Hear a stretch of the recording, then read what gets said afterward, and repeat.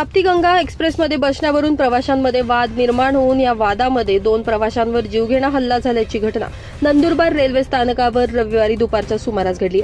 यामध्ये 2 जण गंभीर जखमी झाले होते. यातील एकाचा उपचारादरम्यान मृत्यू झाल्यानं खळबळ उडाली. दरम्यान घटनेनंतर मृताचे नातेवाईक आक्रमक झालेत.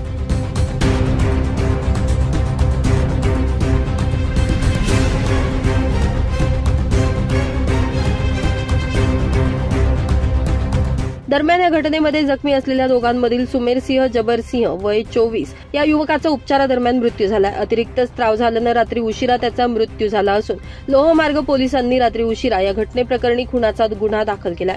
दरम्यान या घटनेतील आरोपी सध्या फरार आहेत, तर दुसऱ्या जखमी प्रवाशावर उपचार सुरू आहेत. या घटनेतील मृत झालेल्या तरुणाचा 20 फेब्रुवारीला विवाह असल्यानं अधिकच खळबळ उडाली आहे.